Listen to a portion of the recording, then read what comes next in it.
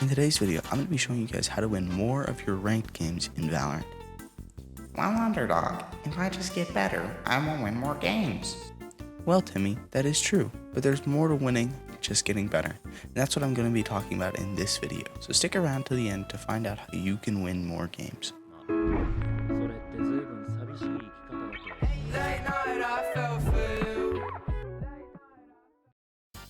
Teammates.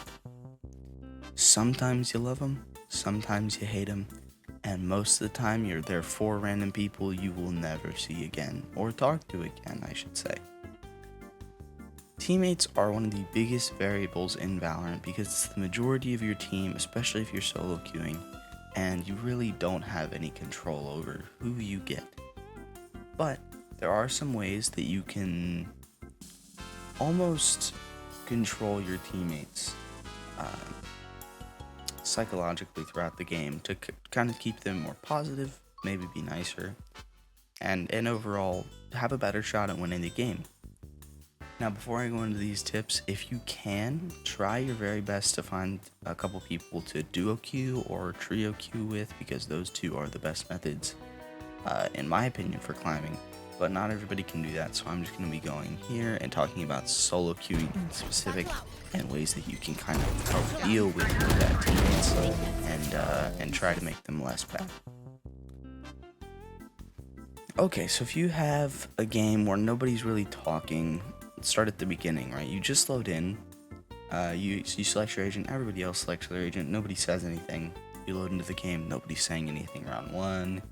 Bought your pistols, the round's about to start. This is pretty bad, right? Because you don't have anybody talking, there's nothing, right?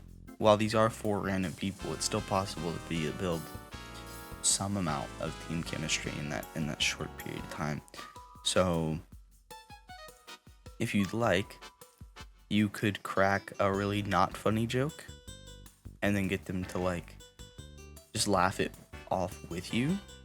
Or you could try to tell an actually funny joke and then just say something. Always, if no one else is talking, right, assume that no one else will. Be the first to say something that is not in-game comm. Mental. Your mentality is truly about 70% of your actual overall gameplay. The other 30% being your mechanics and aim and all that stuff. Your mentality will often dictate games, maybe not games, but rounds, and it's incredibly important that you're able to keep your mentality in check. Some ways you can do this, playing music that you enjoy in the background, overall just having a good time, trying to prioritize fun over winning, but not trolling or anything, just trying to still win, but prioritizing fun. That'll help you tilt less for sure. Bad teammates also funnel into your mental a little bit. So if you are having some just unruly teammates who are just super toxic, I would just mute them. Don't bother trying to talk to them, because if you do, it's just gonna escalate it more. And the chances are, if they're already mad at you, it's just gonna get worse and they might throw. This actually happened to me recently in a game I played. There was a Reyna and a Jet, my team, and from round 1, they were just being very toxic, wanting to FF after round 3. We had literally only lost pistol and the enemy team's anti-eco, and they wanted to FF. And Reyna was just being specifically toxic to me, so I muted her. And then we played out the rest of the game. So I would just recommend muting annoying teammates or really angry teammates. And yeah. When to queue.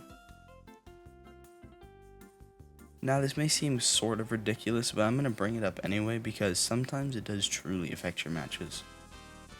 When you queue Valorant Ranked sometimes determines whether or not you will win the game. For instance, if you queue early in the morning, most of the people that are playing have woken up really early, have nothing else to do, and are playing Valorant. Versus if you queue really late at night, most of the people up are also really bored and have nothing to do, so they're playing Valorant. But because it's late, and Valorant has a pretty young player base usually, a lot of them will just be talking quiet or not talking at all because they're scared to wake up their parents or whoever else is in their house. So you're less likely to get full team communication late at night. And to be completely honest, there's a lot more trolls at night. So try, if you can, to play midday, early morning, if it's possible. But of course, if it's not, then deal with the cards you've been given and figure it out. Late at night. That's when I queue usually, but I do understand that it's putting me at a disadvantage. Now, last, what Timmy said in the intro of this video: your mechanics. At the end of the day, all these tips and tricks are helpful, but this one is probably going to be your best bet until you hit about probably Immortal. So in Valorant, mechanics can take you a long way. So can game sense and being able to read the enemies, but if you're in a lower rank, like silver or gold, there's a very low chance that your team is going to have very much coordination, and they will be open to listening to any of your ideas, any of your IGL plans, any of it. They're probably not going to listen to it. So, try to just out-aim everybody. Now, this may not be possible. Like I said, once you get to like Ascendant or Immortal, maybe your mechanics kind of just equal out with everybody else in your rank. And that's when you develop your other senses, right? So you develop your game sense and your positioning and all that stuff once you've hit kind of your wall that you can get to with your mechanics. But some ways you can improve your mechanics are the range in-game, death matches, third-party aim trainers like Kovacs or Aim Labs. Those are all super helpful, and they're great ways to train your mechanics. Just remember, guys, mechanics can only take you so far, and the other thing I said in this video should be considered when queuing ranked, playing ranked, and trying to win more games. Thank you guys so much for watching to the end. I will see you guys all in the next one.